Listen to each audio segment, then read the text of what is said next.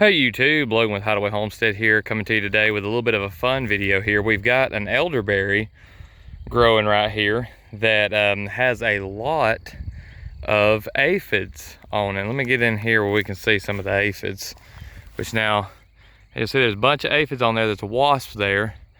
I think it's looking for something sweet or maybe looking to eat some aphids. But you'll see the aphids on here are covered on all the little green stems, and what they're doing is they're putting in their little mouths and sucking out all the sugary juices of this plant and turning it into carbohydrates and honeydew. And I had a bunch of ants on here that were milking them, but now since the ants are gone, we have some ladybugs that have moved in. There's lots of ladybugs. I've got 3 right there. There's 2 right there. 2 of them's they're mating, and then got a couple mating right there, and one little lone ladybug, a couple ladybugs down here, and they're all on here to eat these aphids. And that's something that I kind of wanted to talk about today. I've made a video about this before, but you know, having ecosystems in balance. Oh, there's some ants. So the ants are still milking the, let's see if I can get to focus there, still milking the aphids. They're just not doing, I don't guess, too good of a job at protecting them. But that's the thing, is the ants eat the honeydew that comes from the aphids, which is just, you know, their poop, and then the ladybugs eat the aphids. And so this is a balanced ecosystem right here. You've got predators, you've got prey, you've got little farmers on here, which would be the ants.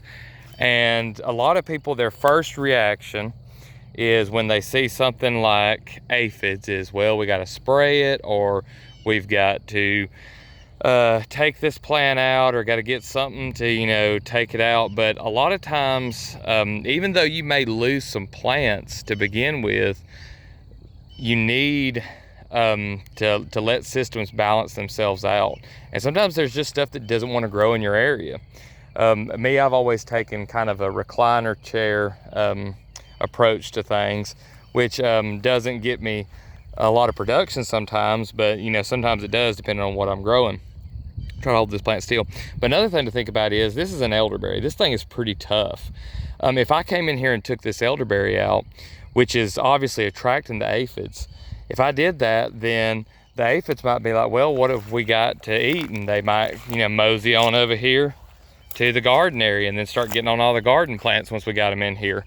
So having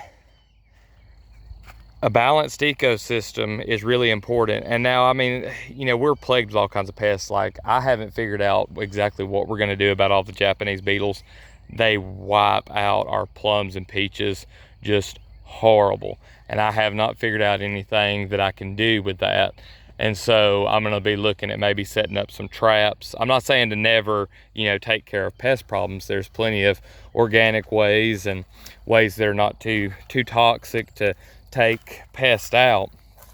But, you know, keep in mind that the whole thing about like beneficial insects is all of them's beneficial.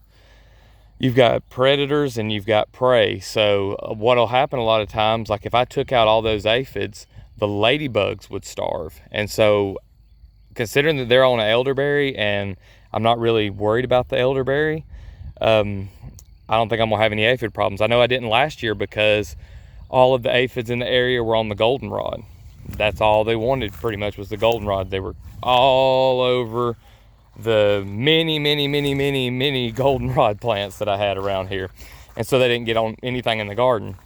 Now, will it always be like that? Not necessarily, but I keep around some of my, you know, so-called weeds, just because a lot of times if you keep them around, they'll attract the pest rather than your plants that you're growing for your food. So just a little food for thought, you know, pun slightly intended.